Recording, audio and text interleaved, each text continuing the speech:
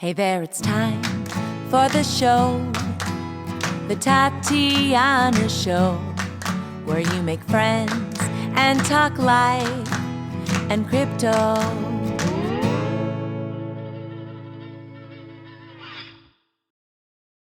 Hello, everybody, and welcome to the Tatiana Show. Today, we're going to be talking trash about communists and all those other statist bastards with not one, but two of my almost favorite, maybe favorite, I don't know, people in the crypto space. Almost. I wasn't sure, I didn't want to commit to it fully. But I'm super excited because we've been trying to get Giacomo back on the show for a while. We've been talking about all sorts of random things throughout the years, and I want to capture them and share them with the audience. So first of all, we have our regular old co-host, we already know him, Josh Agala from Voltoro. Hey, Josh, how's it going? Hey, Tatiana. It's just, COVID. That's how it's going. It's just constant COVID. Well, we've got the COVID. No, someone was at work today just coughing and spluttering about the place, and I felt terrible, but I had to send her home. I was like, look, you got to go get tested. I'm sorry. You've just come back from London, gone across to Austria, and you're back here coughing. Sort it out. Wow. Wouldn't you just put them on a quarantine for 14 days? Aren't you concerned about making them take a test? Yeah, she's going to go and make a test. And normally, I just say, everyone, if you want to be at the office, be at the office. If you don't, then don't. It's up to you. It's your risk. It's your life. I'm not forcing you. And I'm at the office. And, Okay. I just bump up the vitamin D. Bump it up, folks. Okay, fine. So you have a mysterious COVID case going on at Voltoro. Hopefully it won't spread to your users. But we have Giacomo Zucco coming to us from the heart of COVID. First, the heart of COVID was in China, but then it was in Italy, and it was destroying my favorite people. How did you survive? Former heart of COVID. Did I survive the virus? Was quite simple. I don't even know anybody directly affected in the first circle of people. In the second, third, like friend, I heard somebody tested positive or something. How did I survive the lockdown was a more challenging thing, but we had fun. Basically, when it started, I was in Switzerland, and my wife and my daughter, they were in Milan. So we were, for a few hours, we had the choice to extract the family from Italy or just surrender myself to the lockdown. And at the end, we decided for the latter. It was more practical. So it was like Independence Day. Everybody was running away from Lombardy, and I was the only one running into the mouth of the lion, basically. So it was fun. But anyway, it was terrible to look at hysterical people, irrationality, a lack of scientific knowledge, a lack of statistical knowledge. But from the lifestyle point of view, I have to sadly admit it was kind of good. We were traveling too much before February. We were just doing basically one conference after the other, and suddenly all conferences were canceled. And for the first 3 months, it was like, oh, I'm sorry, but we were happy to stay home for a while. A lot of work, a lot of Netflix, and Netflix now is canceled, but yeah, that was the case.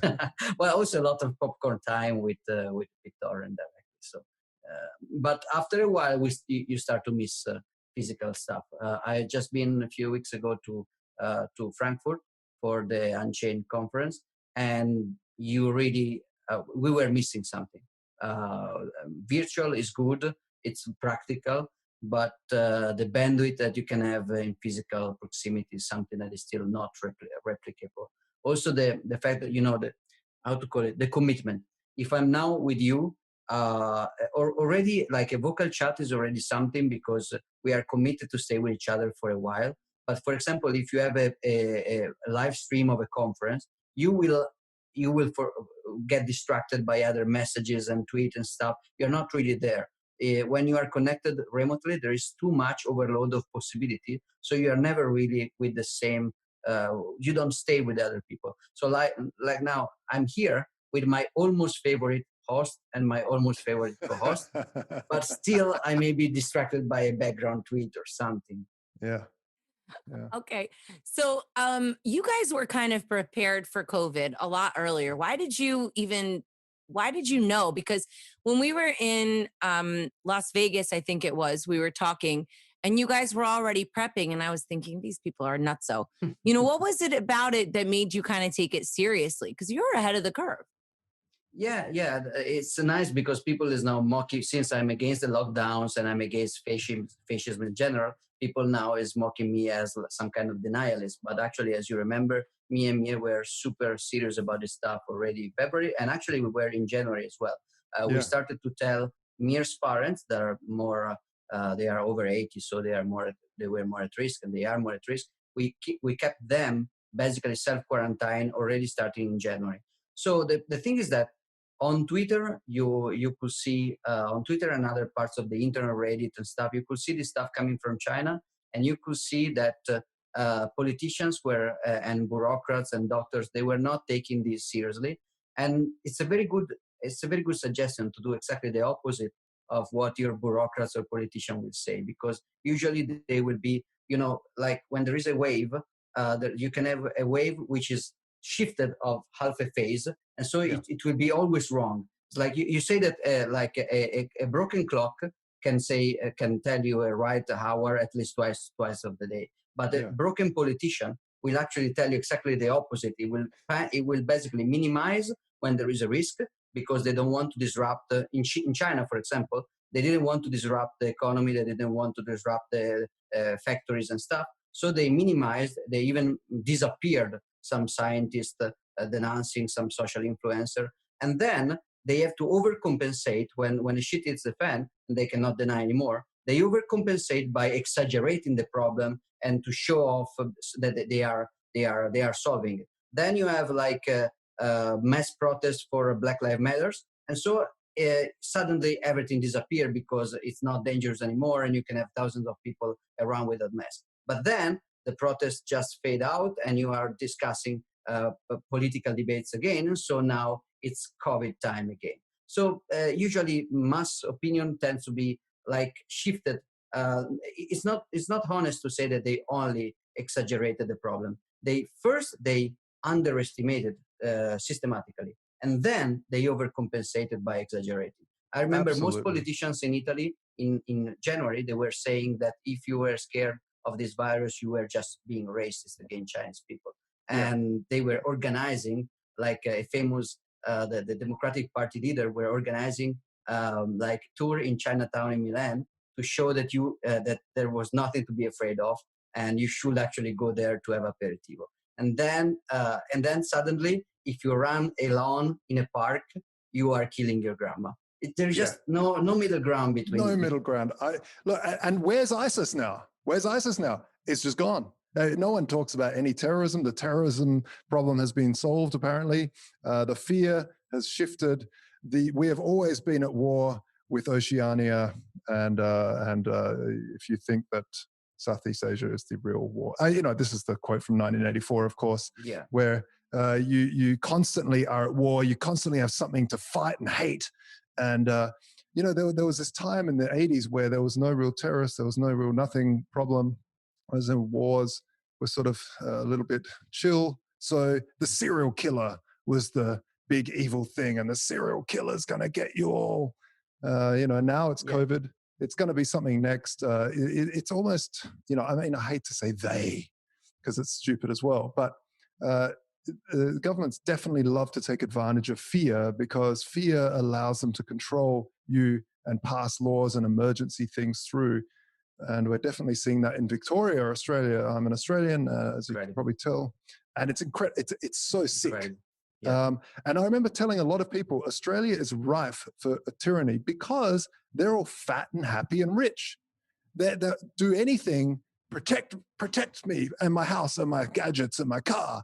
Australia hasn't really, white Australians haven't really felt the terrible side of governments. Of course, the Aboriginal Australians have, but generally white Australia hasn't. And they're seeing that now. And funnily enough, Australia is mostly made out of Europeans that have traveled there. So you would have thought, look, we've had tyranny, we better put a stop to this. But no one's even demoing. Like here in Berlin, they had a nice fat demo. They got out there, they said, enough is enough. People were like, why? Why are you demoing? Most people were demoing because they were from other places around the world saying, hey, here's the line, no further. Yeah, this is a very good example of the the meme that bad times create strong people create good times, but good time will create weak people because they have too much to lose, so they are afraid of everything. They don't fight for anything, and eventually they will lose everything. And so the weak people will create bad time, and so in cycle. And that's probably the case for most of the advanced industrialized world, where people are actually uh, ready to be robbed by of any basic right, as long as they are kept safe. They don't have to take responsibility. They don't have to think. They don't have to act. I mean, taking care of your body and your health is scary. It's a responsibility. Taking care of old people is scary. You just want the government to just take control of everything, externalize any responsibility in some social planning. And if somebody will come to tell you, let me design the society in a way that you will be safe forever, you just believe that and you give up everything, literally everything, like to the point to cheer if armed policemen break into the home of a pregnant lady in Victoria, and they will handcuff her in front of her children in order to punish her for a Facebook post. This is outside insane. And I think you made a very good point about terrorism. I think this is very, very similar to what happened after 9/11 in 2001. This is very similar. It's a real problem. The problem is that if you are critical about what the government does, you are automatically labeled as some kind of conspiracy theorist or denialist, which would be like denying the attack of the 9/11. I mean, somebody is crazy enough to do that, but the point is that the attack was real, but the government was ready to take any excuses, including that, including drugs, including, I mean, bad stuff happened. But politicians and bureaucrats will always leverage bad stuff in order to propose a solution which is casually, accidentally, always more taxes, more regulation, more control, more surveillance, less freedom, and less basic rights for the people. So it's the same thing. I think there are two phenomena here. There is no global conspiracy. There are two things at play. One is normal agenda setting. So the way the media mechanism works is such that when something catch your attention, it will happen again and again, and nothing else exists anymore. I remember when I learned this stuff about agenda settings when I was a kid. Basically, there was a terrible accident in Milan, and an elevator decapitated a child. So it was super gory, super scary, super graphic. It was terrible. But then I noticed that the day after, elevators were killing more people and more people and more people. Basically, for a week, there was a revolt of elevators against humankind. And then I started to ask I had a professor back then, and I started to ask, it was a science professor, and asked him, well, I mean, why are elevators revolting against people? And he explained me that the normal statistics of elevator killing people are always there, and there was nothing different. If anything, during that week, the elevator accident had diminished because people were scared by elevator. But the agenda setting was so that something that hasn't a name cannot be newsworthy. If it hasn't a name, it's complex to explain, so the news will not take it over. But if it has a label, a name, a clear identified symbol, then it's easy to tell, it's easy to explain. And so they will just self-select. But then on top of this mechanism, which is kind of normal, you have the mechanism of the government taking any excuse. And when I say the government, I don't say the governments, because I mean the same kind of incentives within each and any government will act the same. It's like when you say any kind of organization with the same incentives. So all the governments, they may fight each other for different things, but with regards of these incentives, they are basically the same. They will use any excuse to increase power, especially fear. Fear is the most powerful enabler for governments around the world. Yeah, and you have feedback loops, and to back that up, funnily enough, I just heard a radio show about, because it's a slow news week for some reason, they had all of a sudden horse mutilations, was this big thing. People over there's all these horse mutilations. And then the studies came down and the police said, well, there's no one is doing these horses. We can't find anyone. What actually turned out is exactly that elevator story. Horses were just like cutting themselves, and a wolf would come and chomp on a leg, or a horse would like, bump into a branch and an eye would be put. And people would see patterns, and then all of a sudden the news was all about horse mutilations. And it's a bit sick to think about, but yeah, it's the same sort of thing. These patterns in society where all of a sudden that will become news. But in terms of the whole COVID thing, I also don't think that there's this global conspiracy. Really, I was very, like you, Giacomo, I started planning very early on. I saw this thing. I thought, 2 weeks incubation without any symptoms, that's going to spread. And so I started, preparing, getting the wife. I've got a newborn, so I really took it seriously. And but what I noticed is everyone else was like laughing at me, paying me out, saying I'm a panicker. But really, what happened now afterwards, they're the ones now panicking. They're the ones now demanding more laws, demanding more things. But actually, what has happened is that in the beginning, no one really took it seriously. Governments didn't take it seriously. The WHO was telling people not to wear masks. Don't worry about it. And I couldn't find masks anywhere because no one really made them, even when no one was really talking about them. But then, like you said, the phase started going in and out. The opposite happened. But people obviously learn more. They see these trucks going through China with blurting out, chlorine, and say, "Oh man, we've got to do something. I want more information. I want more information." And so the media answer that. The media starts pumping out more and more information, and then the people get addicted to it, and then they're like, politicians, what are you going to do about it? So the politicians are like, whoa, we better overreact as well, because look, we got to, and it's this sort of self-driving. And we saw the same thing with the Y2K bug. We saw this hype, this craziness, and then people are so invested in the idea. They've spent so much money and resources into solving something that isn't really that big, but they have to keep up the whole thing that it's big because they've already invested so much. And I really, it's really really the same thing as the Y2K bug, I feel, is that people have hyped themselves into a strange space where they just can't think, there could be something small like vitamin D could really protect you and blah, blah, blah. Yeah, they have to double down. It's a sunk cost fallacy in reputation. I mean, since I was sloppy before, then I became super paranoid, and now I cannot just admit two errors. I just have to double down, and I have to call crazy anybody keeping things in proportion. And I think this is also very bad for the possible effects in case in the next year we will have something. I mean, something like the Black Death that killed 2/3 of European population is not frequent, is not likely, but it's entirely possible. So we could face someday an incredible existential threat based on some kind of infective pathogen. That's entirely possible. If that's happened after the crazy chain of lies, misdirection, misconceptions, and dishonesty showed by a lot of people in dominant and authoritarian and places, people will actually have more trouble believing and trusting even basic precautions, because this kind of cycle is just like you said, it's a positive feedback loop, positive in a negative sense. You have something, increasing something. Next serious health threat, people will probably underestimate it because they will remember the governments overreacted about COVID-19, and so they will probably contribute to spread more, and so on and so on.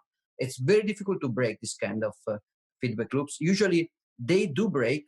Nature will not go on ad infinitum with anything. Nothing, no process can go on for eternity. But usually the way nature breaks positive feedback loops is very bad, because it's an explosion. Something builds up and builds up and builds up, and then you will really have some explosion, and then it will go down very fast. So I think that statism in the current century and the last century really show the path of self-sustaining feedback loop. And it's unfortunately it's very unlikely at this point to phase out fanatical statism in a smooth way. It's more likely that we will have some kind of bad explosion. So you guys both went with the premise that this was not a planned event. What do you think about something like Event 201, or, for example, the fact that the US sent millions of dollars to study coronavirus in China to Wuhan? I think that's a little bit suspect. You have all those CEOs that were quitting at the end of 2019 and at the beginning of 2020, selling all of their stocks right before COVID hit. I don't know. Are you really going to stick behind that this was just a accidental virus? Because I feel like this was very, very well executed in that it allowed for a global tyranny to be brought in and an extremely large amount of wealth to be siphoned off from the masses. It's probably the biggest transference of wealth in all of history. I don't know. I'm not thinking that that's such a coincidence, especially with Event 201, especially with somebody like Gates, who's really going hard with the vaccines. Are you like? Do you not feel a little bit of questioning there? Maybe I'm misrepresenting your position. Yeah, from speaking for myself, I don't think that that kind of conspiracy is impossible. It's not morally impossible. Governments, governments around the world did crazy experiments with the health of million people. Japan in mainland China during the World War II created a laboratory infecting people with basically the Black Death to see how it was. So governments outside and inside Western democracies did experiment of the health of people, and they did organize false flag events and a lot of misdirection. So that stuff happened. What I don't think is that if you look at this situation, it doesn't show the sign of something very accurately planned. And I think that this fits very well with the natural. So when we are libertarian, usually we have some moral reasons to be, but also some practical reasons, because we learn from Hayek and from others that central planning doesn't really work. That when you try to control and predict the behavior of millions and millions of people with personal preferences and choices and information, you will screw up in your positive planning, because you, as a bureaucrat, you don't have neither the information or the incentives to control things. So they will just blow up and produce unintended consequences. I think that's true in the negative sense as well as in the positive sense. You cannot plan for the greater good or for the common good, but you cannot really plan for the master evil plan, because it will just screw up. And indeed, if you look at the facts, like we said before, the World Health Organization and the US government, they did not really plan a pre-orchestrated clean project. They were like moving randomly, following and overcompensating. Think about the situation in which the virus is there, and China immediately tried to amplify that instead of trying to hide it. So China, for a while, tried to hide it. Then the World Health Organization told people not to wear masks and asked governments to censor Facebook posts spreading panic because it was fake news. So for a while, all the authorities, they were actually minimizing and ridiculing who were wearing masks and then going the other way. So it's not really like a well-executed plan. I think this is more close to people that were ready to ride any kind of fear, any kind of crisis. They were actually waiting for a crisis. If it's not, this is the swine fever a few years ago. If it's not virus, is global warming or climate change. It will be some kind of terror spreading. It can be terrorists, can be drug users. So they were ready to ride any kind of narrative. At the beginning, actually, for the same kind of control freak instinct, they tried to minimize, and then they just switched. But it was not a well-executed plan. The thing you mentioned about one is interesting. I think that I don't think that I'm 100% certain that there is no any laboratory conspiracy or bioweapon. If it's a bioweapon, it's not a very good bioweapon, because it's the fatality rate is very low to be a bioweapon. But if we use statistics, there is something called bias theorem that basically makes you think of the probability of a causal relationship or a non-causal relationship. I explain myself.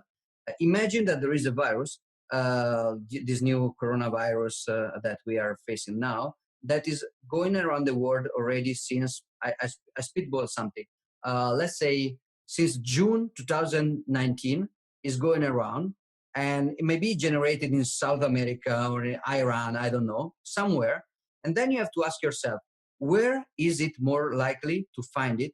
And the answer is probably in a very populated country, inside a very big logistics center at the center of this country, because you want a lot of travel, and at some kind of university or research center which is specialized in finding this kind of coronaviruses like SARS. So the idea is that wherever this virus was from and whenever it started to spread, if you assume it was already spread around in November, December 2019, the place that was more likely to find it was scientists studying SARS in Wuhan, because Wuhan was the biggest SARS-focused laboratory with, as you said, a lot of funding from the US and stuff. So there is also another very innocent explanation in this sense.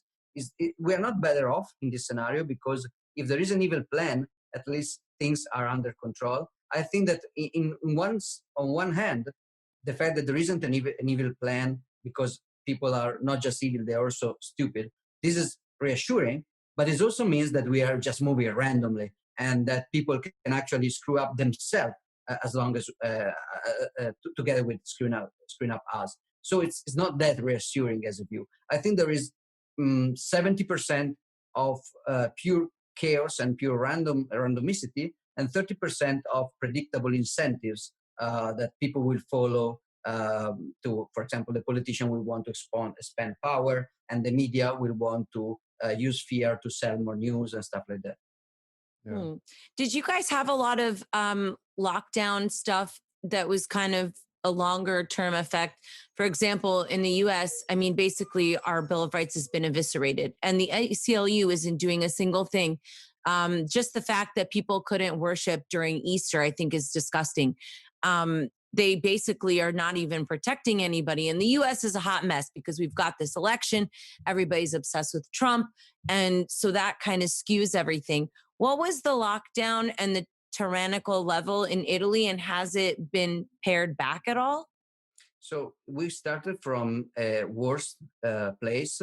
This means that probably the amount of bad change that we had was less impactful than in the US, because we started from a worse place in the first place. There was no Bill of Rights. There was not a Declaration of Independence in Italy. The Constitution in Italy is not a document that restrains the action of the government, but is just one document that restrains further the action of the subjects, of the citizens. So it's literally something different.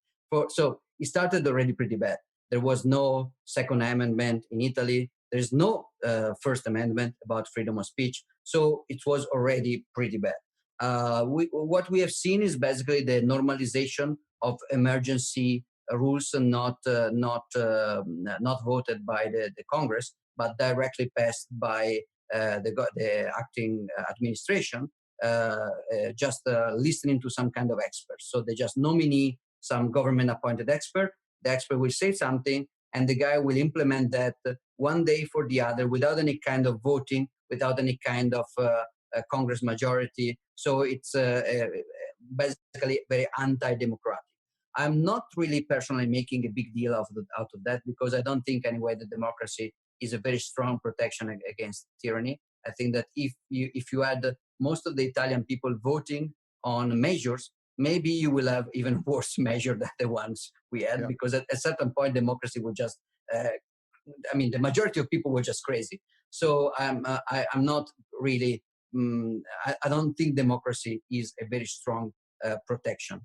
But like US Constitution is probably a better protection. Amendments about freedom of expression and gun rights are probably a better protection. But even in that case, we didn't have the stuff in Italy. So we had a additional normalization of super centralized, undemocratic decisions, but it's nothing really. I think the amount of change that happened in the US is way more concerning and way more serious than Italy was already fucked in a way. What I've seen closer is actually what happened in Switzerland, and that is pretty bad, because my home now is Switzerland, so I've seen both stuff. And Switzerland was not excessive. Like they just they closed down restaurants basically and theaters for just 2 weeks. Everybody's around without masks since April. So they are kind of normal. They're not freaking out. But the decision to close down restaurants and theater for 15 days in March was not coming from the single town council or the single canton like is typical for Swiss tradition.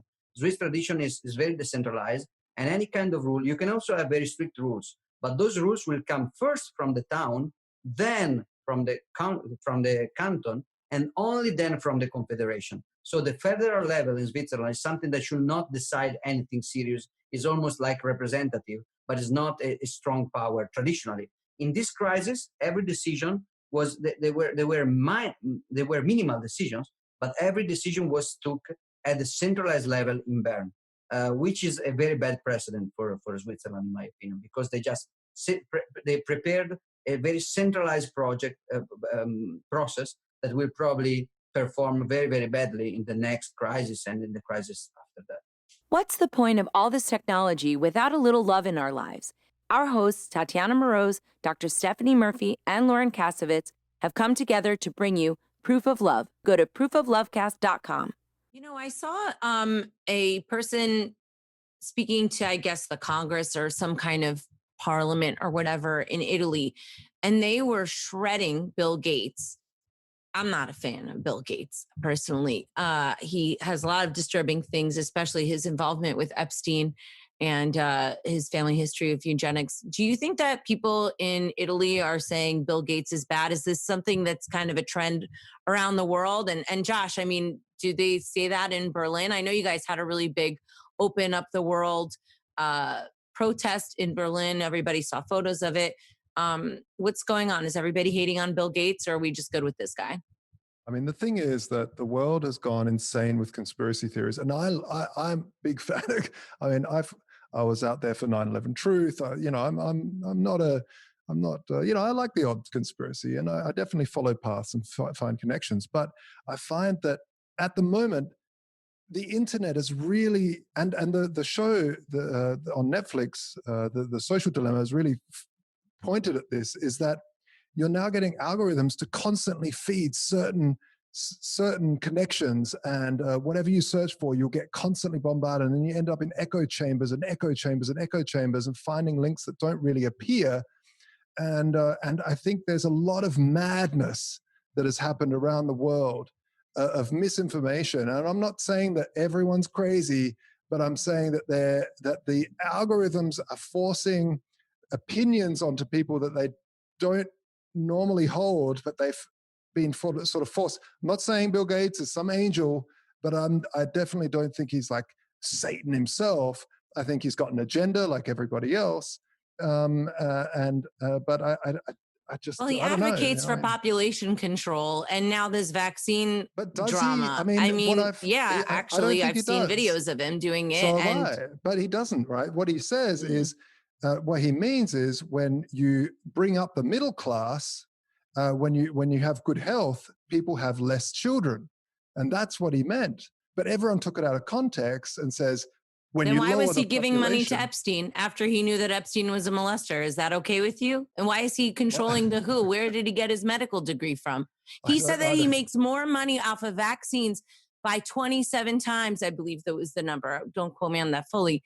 But he makes way more money off of vaccines than anything else. Remember, this is a guy who got pies thrown in his face. Until then, he had a whole big PR move, and now he's Mr. I care about everybody. And he has a patent on the coronavirus that's literally 666. And I'm going to tell you that they don't just give you the number that you ask for. So it's just, to me, a little bit weird. End of days, they're putting in a vaccine. And for example, I saw a video that Moderna's vaccine has, first of all, snake bite technology to attach their little tracker to you. And then one of the ingredients is called luciferase. Literally, the word Lucifer is in it. I'm sorry, guys, but I'm going full conspiracy with this because it's just too much.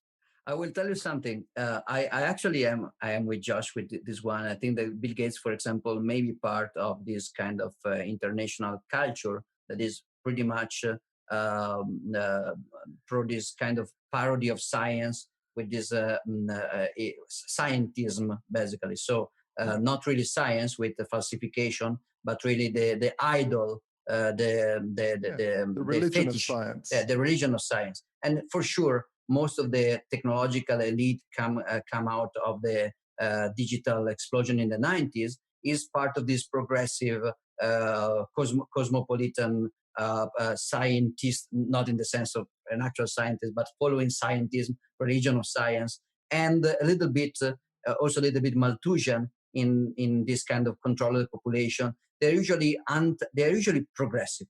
Progressive means that usually you are very much against everything that was before, which includes something like tradition, religions, and stuff like that.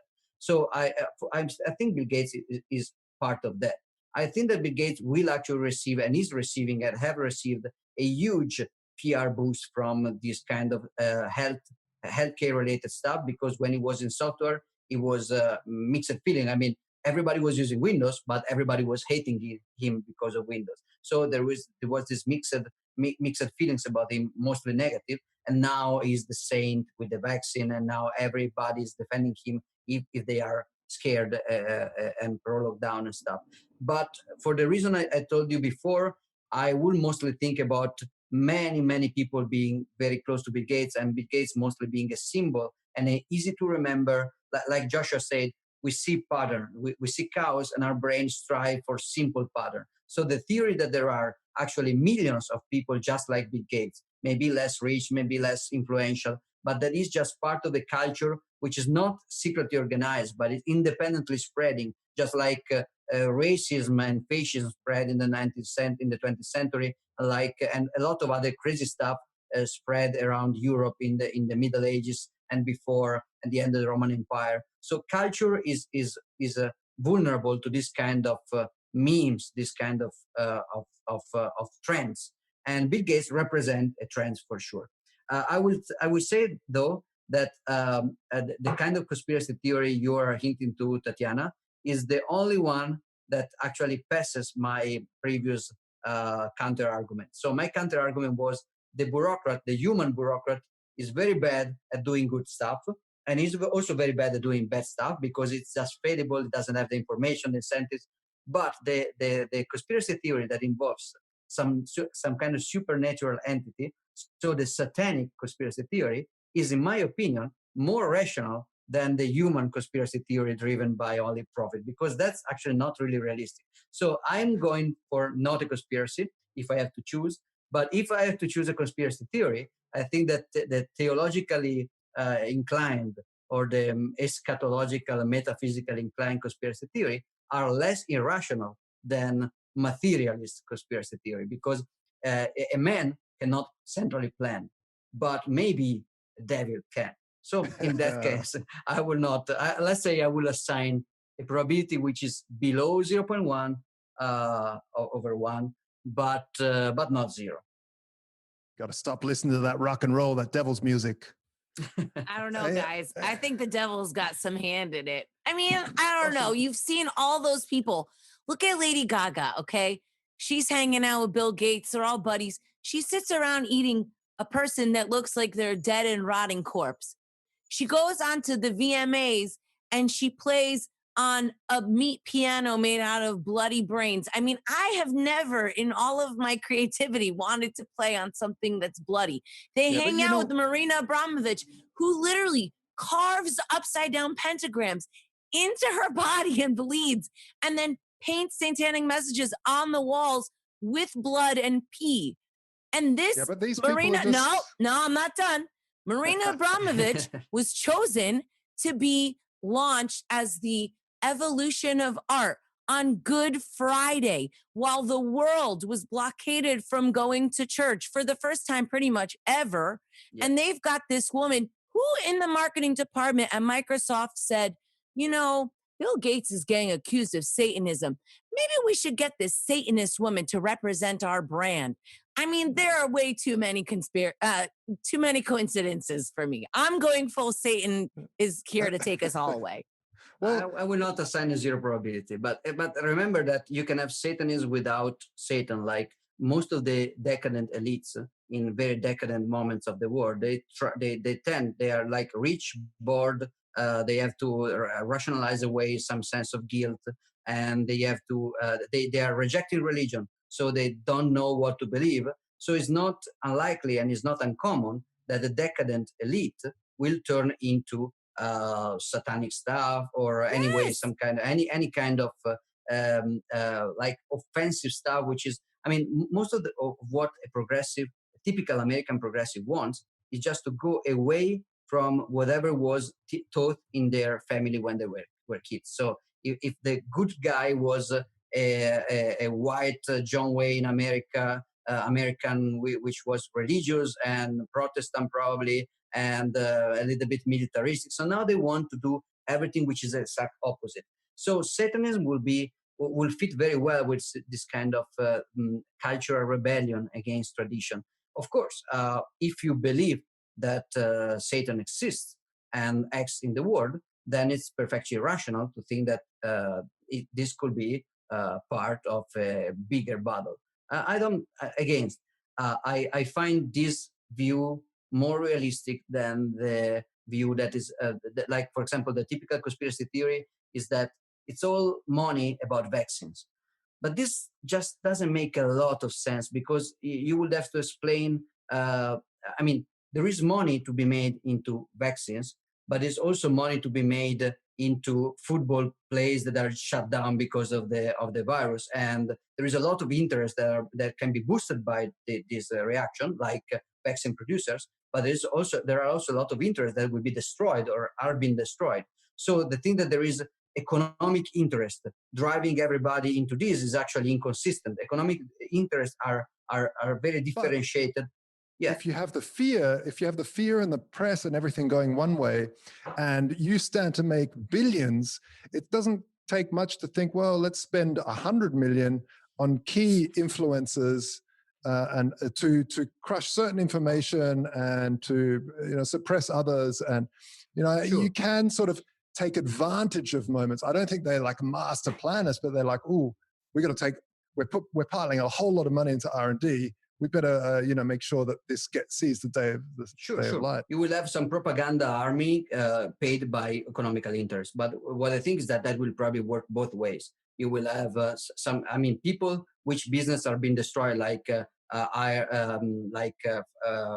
travel companies and other companies that are being destroyed. They will also pay propaganda. So they will, like a tobacco company, they will pay that.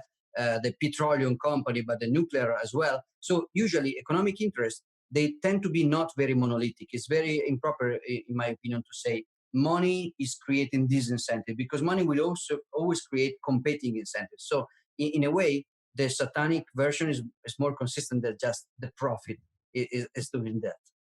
Okay, I have like 8 things to say.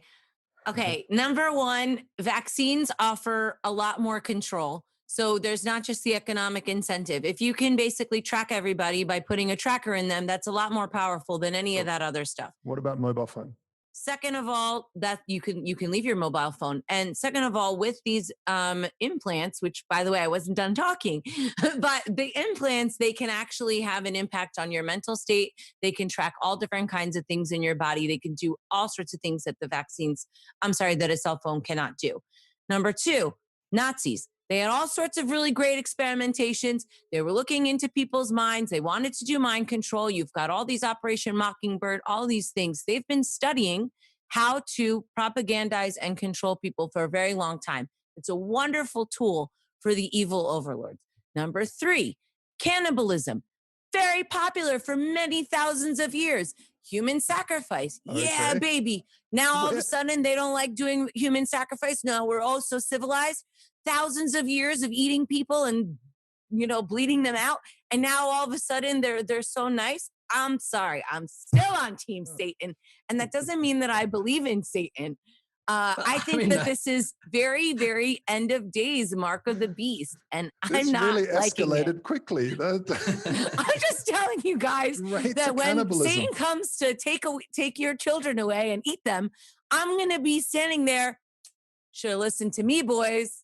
Hey, look, can I just add, Lady Gaga sitting on a meat piano eating, look, you're an artist. Do you call, I don't know, what's his name, the guy that makes all these violent films, Kill Bill and stuff? Is he a Satanist? Because Tarantino, maybe. Is he like... Did he go to Epstein's Island? Who's hanging out with Epstein? Why?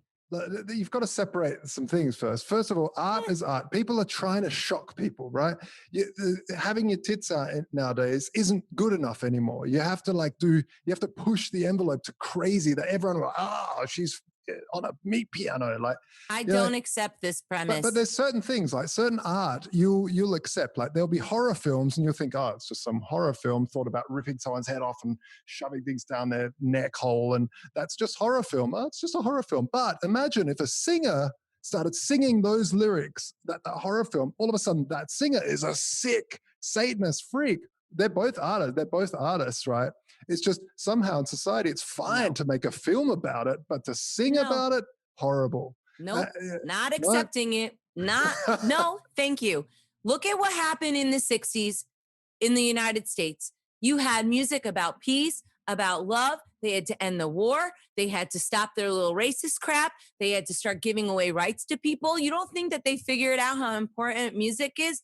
Just as horrible as that artwork in the film. I will never concede that a film will ever be as powerful as music. Music permeates all of us consistently all the time. You can be doing lots of different things while you have music. And music, in my opinion, is one of the most, if not the most powerful force in the world for actually communicating and making people feel something. Look at the Nazis. They liked all that musical manipulation for people.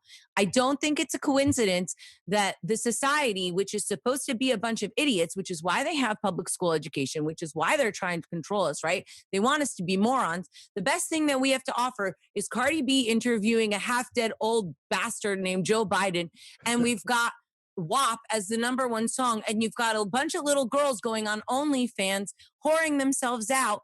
No, this is not a coincidence. This is not about, artistic expression. Man, look, I'm an artist. I can understand artistic expression. Lady Gaga is a Satanist whore. Done.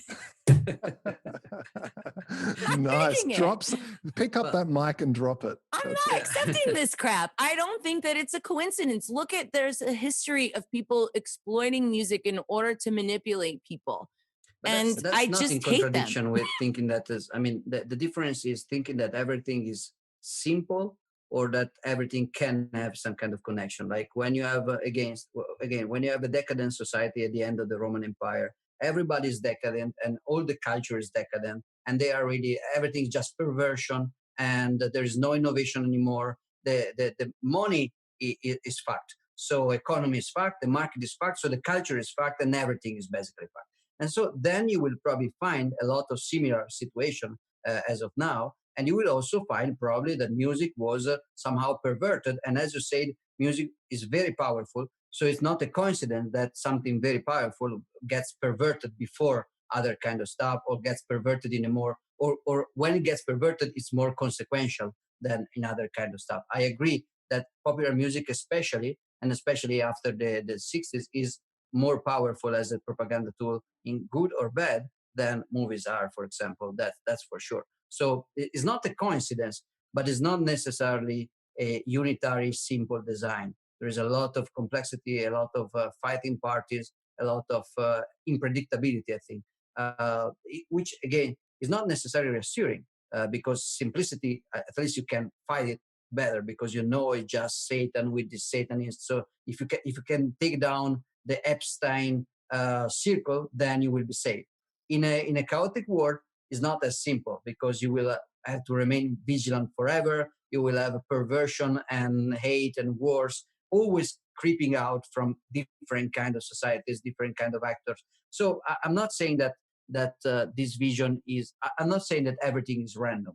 There are very strong connections between things. I think that music, for example, is clearly a point where propaganda was actually, that propaganda has targeted during the last decades, for sure.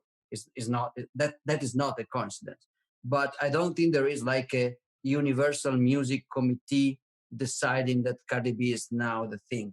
I think that there is a lot of randomicity going on, and a lot of people riding and leveraging what happens. Yeah, and she might be also educating people about venereal disease. If you need a mop and a bucket, there is something wrong down there.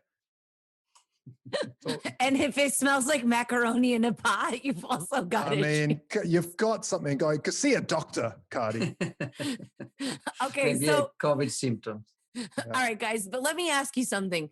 So all this stuff is going on. The world is exploding, right? And we've got two things I want to touch on. So social media censorship, which is obviously a problem. But I think what's more important is why are we not rich yet?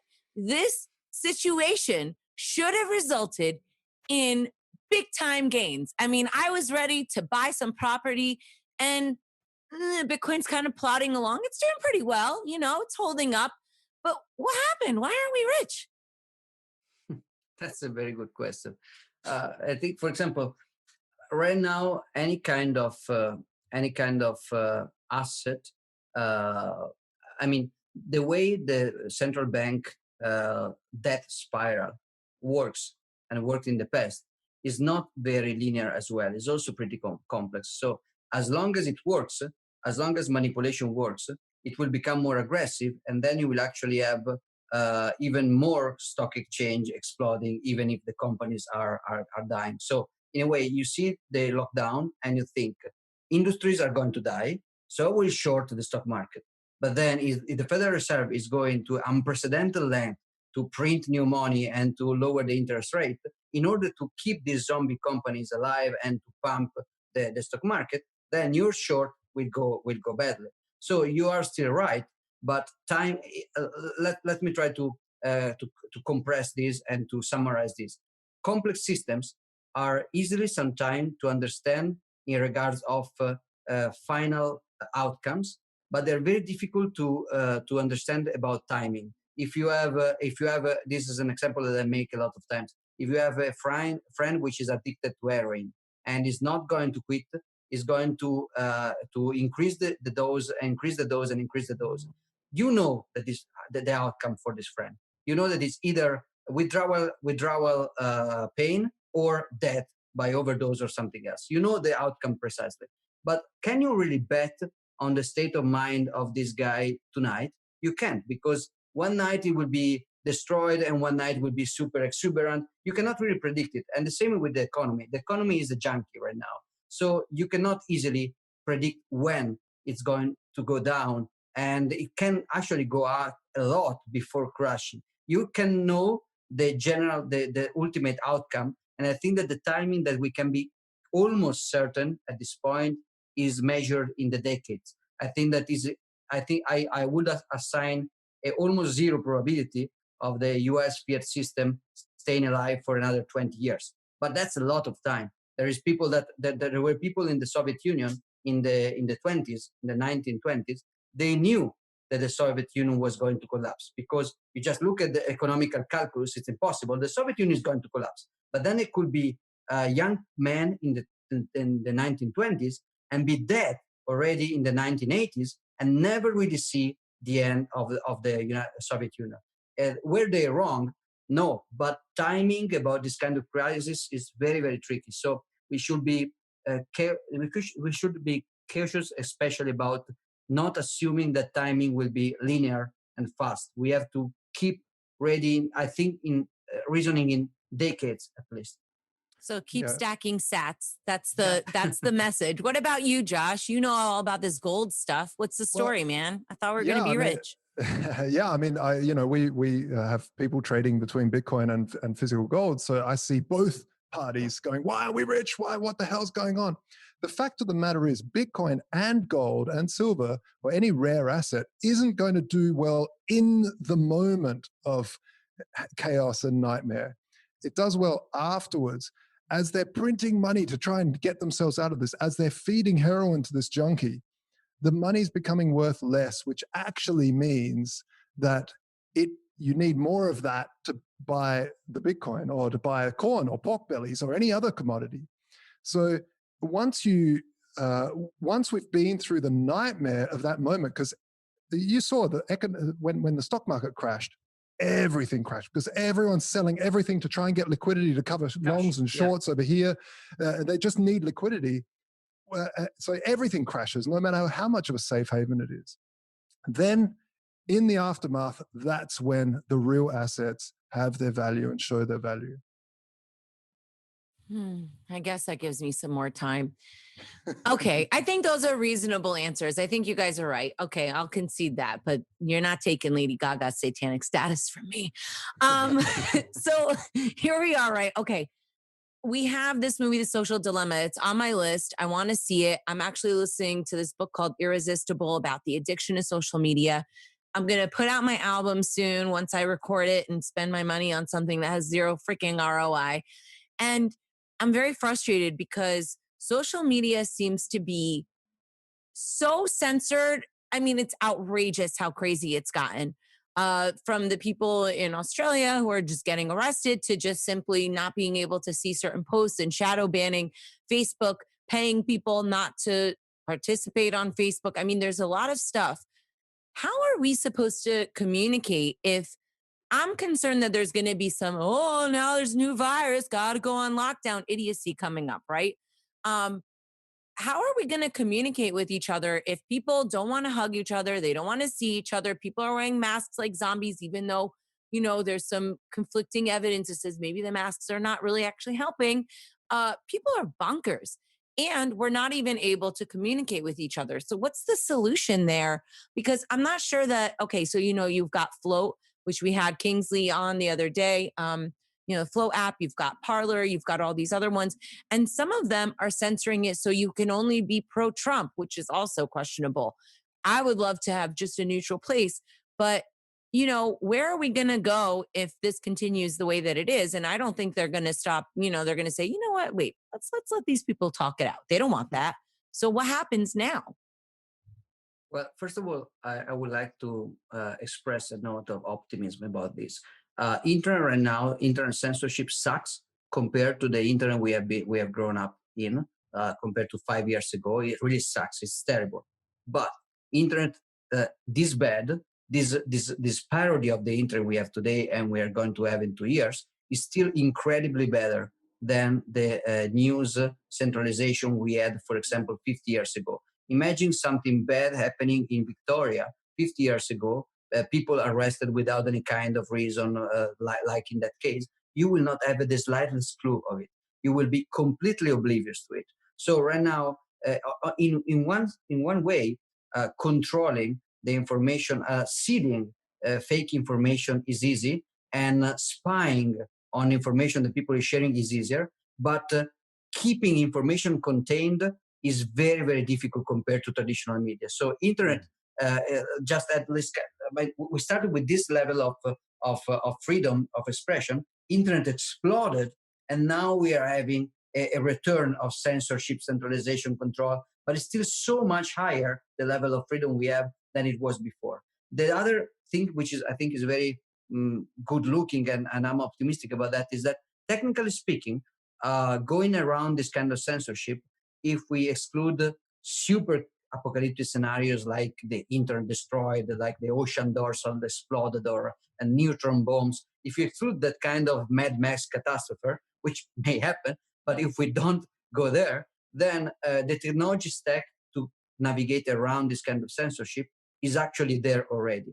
In a way, Bitcoin was surprising because the technology to do cash over the internet was impossible before Satoshi, and now it's possible. So it was a quantum leap. But the technology to do communication privately is already there, or even communication in a censorship-resistant way is already there since the 80s. We just have to have the reason to perfect it. I think we didn't have the incentive to make it right because we were spoiled. We were used to the fact the internet was free. So nobody made an effort. I give you an example. Right now, if I get censored by Twitter, it's super easy to go on Twitter again and to create a new profile. That cannot be avoided. It's super easy. What I'm missing, my content. Well, I can create a bot that will back up every tweet and will just re-upload any tweet a second after without any kind of change. But then I will lose the people following me. But then anybody could just have this kind of plugin that will download the number of people you're following, and when you create a new profile, you will just message instantaneously all the people using the system to follow you back again in the second profile. Stuff like Keybase are a little bit like that, because you change your Twitter profile on Keybase and people following you on Keybase can follow you again on Twitter, even if you're censored. So we don't have very good tools, I think, because we didn't were aware that the internet was going to suck this way until, I would say, just 3 or 4 years ago. But the technology to go around censorship is actually pretty promising, I think. I don't think that China will become more efficient than now with the great power. It's only going to be more and more difficult to keep information contained. Yeah, and I tend to see the world as like, you go into a certain subreddit, let's say, I don't know, whatever, Trump subreddit, you start talking about cars, your post is going to get censored because it's not on topic. So I kind of see Facebook like, okay, I'm not going to use Facebook for this, and I'm not going to use Google to search for natural health remedies because whatever I get is just CDC and stuff. So I pick and choose now where I know what information is available. What I am frightened of, though, which I see, is the manipulation of people's minds to think that they're thinking, but really they're getting fed a narrative constantly. And this is what for me is also a much scarier thing than I don't know, David Icke getting banned from Facebook.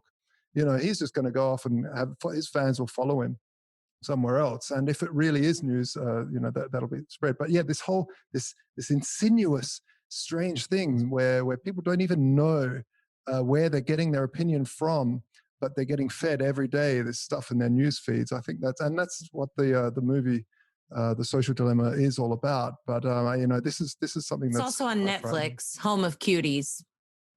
Right. Yeah. I mean, that's just awful as well. But that's a whole nother topic. I saw cuties.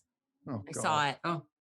I wanted to see what all the stuff was. So I did a really long Facebook Live about it the other day, and my 50 other opinions on everything, including Lady Gaga. Maybe she's a nice girl. Maybe she's a nice Satanist. Anyway, so cuties. Yeah, it was gross. There's kids twerking and stuff. They're trying to say, oh, it's an argument against it, but I didn't really feel like there was that much of a moralization. Thumbs down. I feel like Netflix is generally very left, like progressive leaning. So I take their, I think of them as a little bit like controlled opposition when they talk about some of these things. But more broadly, my concern is that, the US feels like we're headed towards civil war.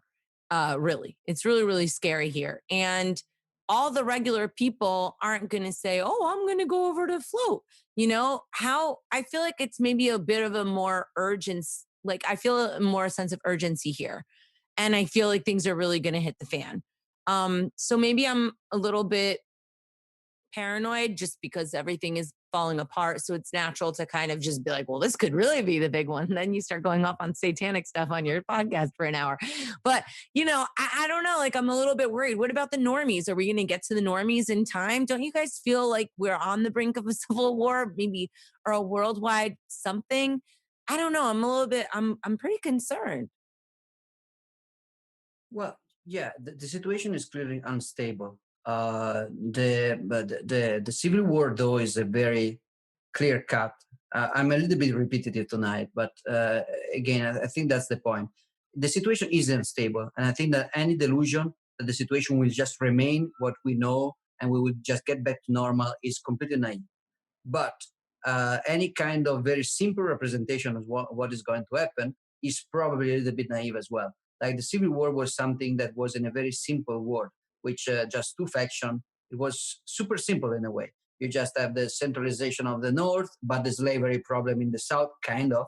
And then you have this clash of priorities. And then you knew, you knew, oh, that's not even true because it's not clear cut as well, because there were a lot of slave owner state in the Union and a couple of black freed slave in the Confederation. So it's always a little bit mixed up.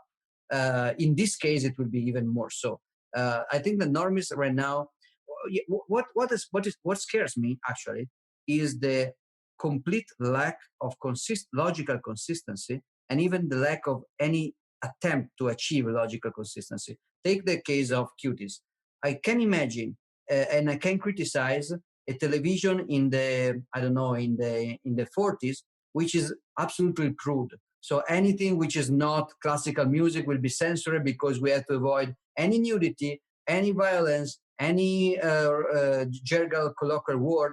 Everything must be super compatible with this kind of high educational standard. Then you can have the American TV in the 70s, which is, for example, very free. You have a lot of films about underage sex, way more than cuties, actually. You have a lot of naked children around, and naked adults. You have a lot of shit of any kind. You have a lot of violence. But it's very consistent in a way, because the new rule is openness. It's like everybody can just express anything. There is a lot of chaos, but there is freedom in a way, which with bad and good sides. Now we have like the worst of two worlds, because we have oppressive censorship for anything. Your movie will be canceled if you use the wrong word, if you use the wrong political message, if you are friend with the wrong person, your film will be canceled. But together with this, anything which is offensive to the tradition will be not only allowed but even encouraged. So this is very scary, because it's an absolute double standard. People are not really thinking. Why is Cuties okay, and why is instead a movie where a guy uses some racial slur censored forever from the internet? And you have double standard. Like, you cannot be offensive with the new progressive culture, but you can be, and you must be offensive to everything that can represent a more traditional kind of cultural setup. So it's this is kind of scary, because pure degeneracy is bad, but also creates something good, which is pure freedom. Now we have no freedom and no moral standards at the same time, which is kind of bad. Yeah. Well, look at they canceled Gone with the Wind, but Cuties is okay. I mean, come on. That's the problem. Yeah, I think that's the problem. I'm kind of okay with the platform where there is any kind of thing, including the two, because then people can just adapt and choose. But if you are going to censor, then you are going to propose some kind of filter, some kind of moral rule. And if you do that, you have to be somehow consistent and rational in the choice, which is not the case right now with Disney or Netflix. I mean, think about race and racism. If I grew up with American movies where the color of the skin, the level of melanin in the skin of the main character was completely irrelevant.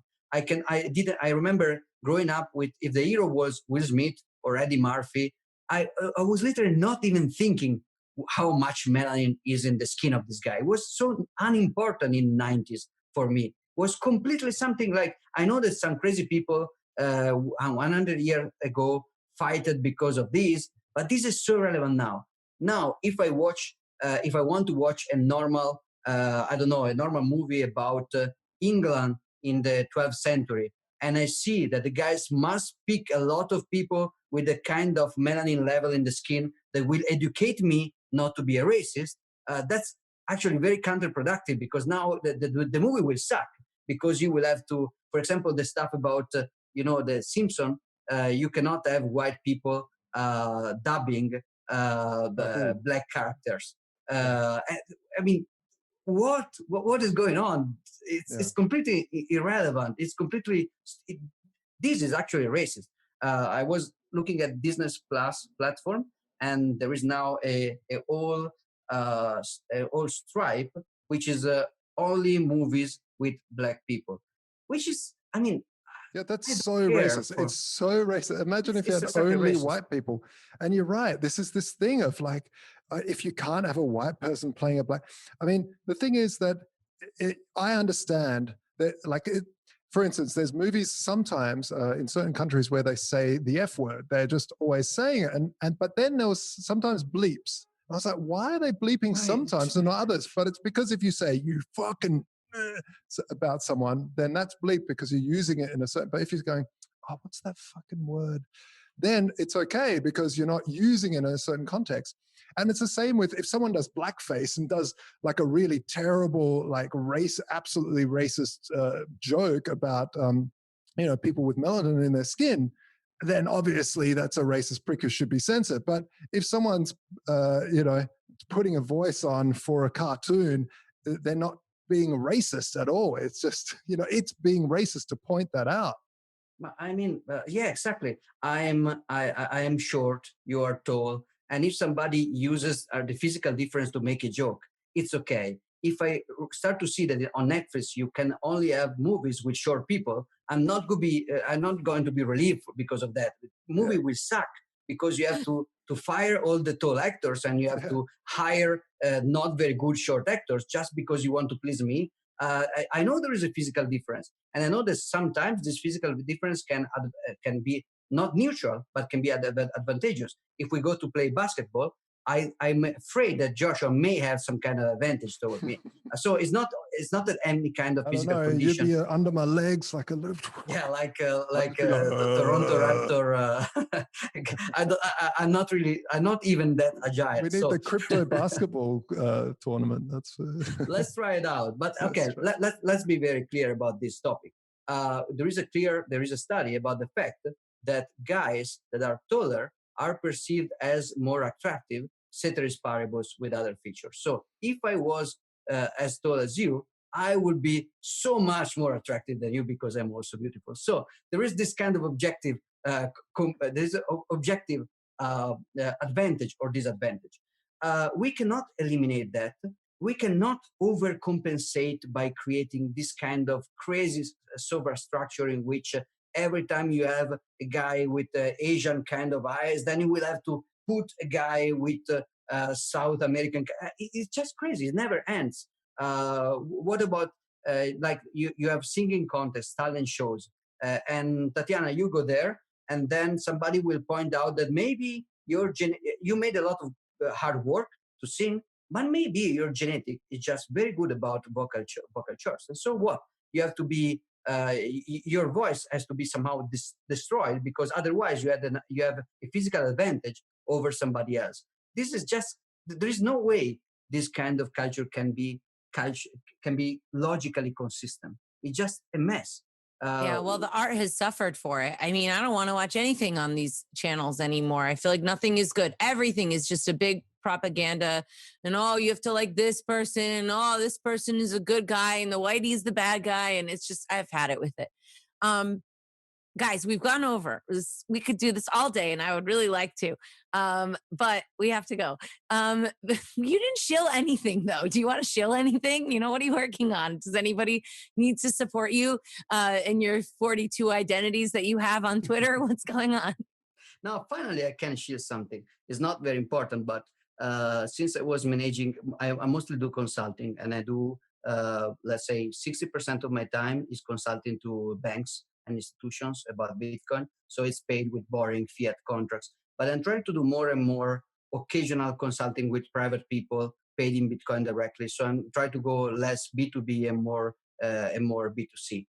The reason is that it's harder to monetize, but it's funnier. So in order I'm starting to do like private lessons, how to set up a multi-sig. Maybe you have this rich guy, he doesn't know how to do. He will call me, we will set up a call and I will help. So I decided to create a website, and I told that I was going to do that for probably the last 3 years.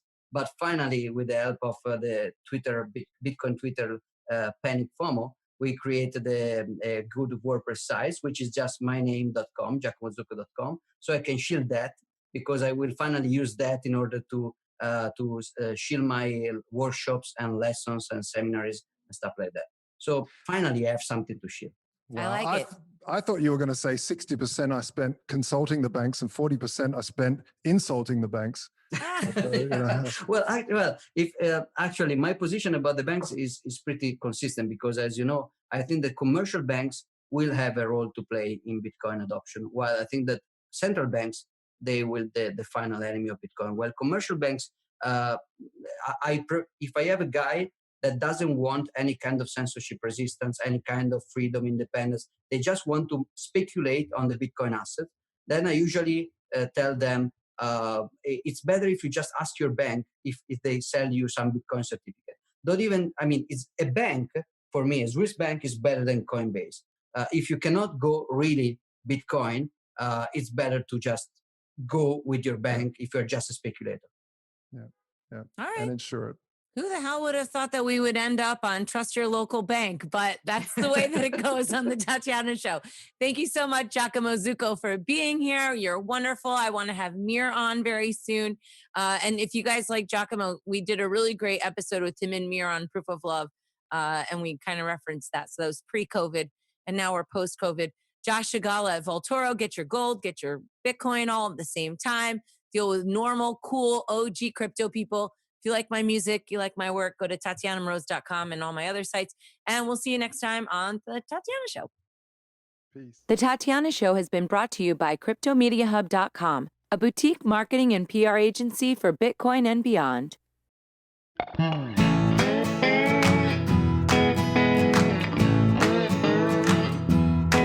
Hey there, it's time for the show, The Tatiana Show, where you make friends and talk life and crypto.